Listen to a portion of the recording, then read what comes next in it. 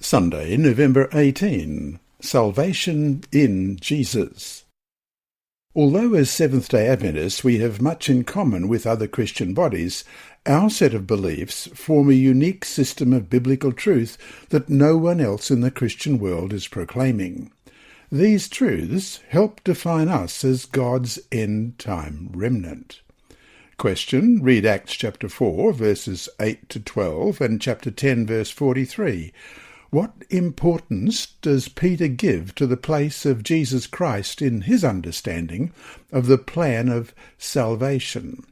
Acts 4, beginning at verse 8. Then Peter, filled with the Holy Spirit, said to them, "Rulers of the people and elders of Israel, if we this day are judged by a good deed done to a helpless man, by what means he has been made well, let it be known to you all and to all the people of Israel, that by the name of Jesus Christ of Nazareth, whom you crucified, whom God raised from the dead, by him this man stands here before you whole.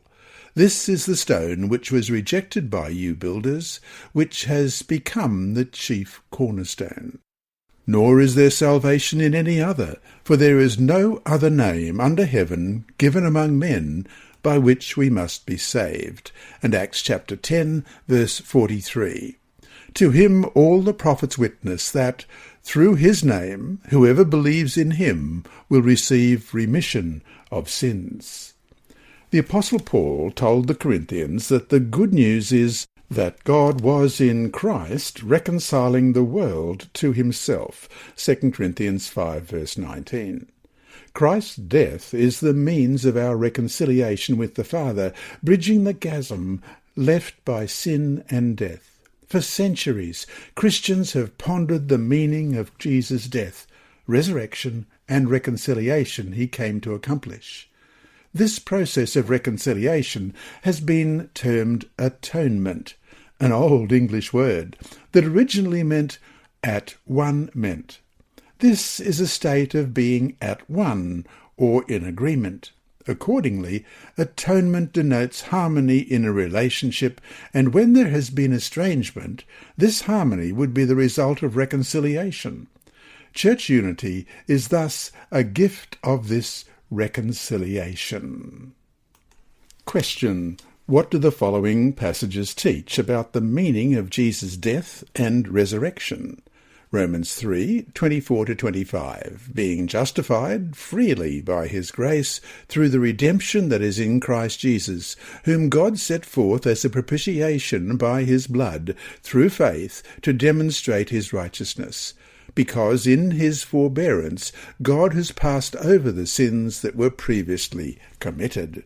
1 John chapter 2 and verse 2. And he himself is the propitiation for our sins, and not for ours only, but also for the whole world. And 1 John chapter 4 verses 9 and 10. In this the love of God was manifested toward us, that God has sent his only begotten Son into the world, that we might live through him. In this is love, not that we loved God, but that he loved us, and sent his Son to be the propitiation for our sins. And 1 Peter chapter 2, verses 21-24. For to this you were called, because Christ also suffered for us, leaving us an example that you should follow his steps, who committed no sin, nor was deceit found in his mouth, who, when he was reviled, did not revile in return. When he suffered, he did not threaten, but committed himself to him who judges righteously, who himself bore our sins in his own body on the tree, that we, having died to sins, might live for righteousness, by whose stripes you were healed.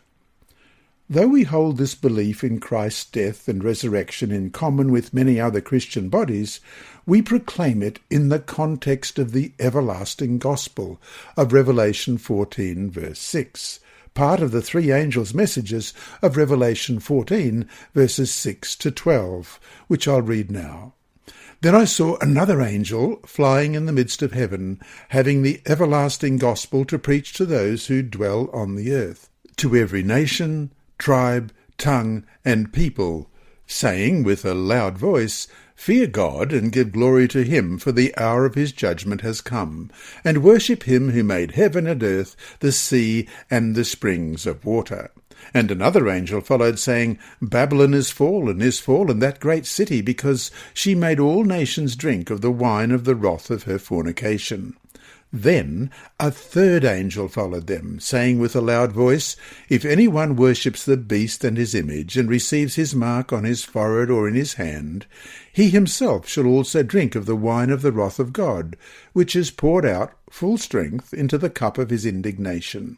He shall be tormented with fire and brimstone in the presence of the holy angels, and in the presence of the Lamb.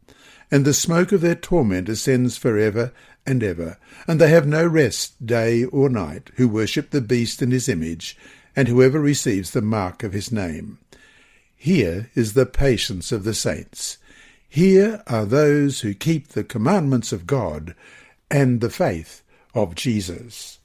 As Seventh-day Adventists, we place an emphasis on these messages that no other Christian body does. So, to finish the day, how can you learn to keep before you at all times the reality of Christ's death and resurrection and the hope that it offers?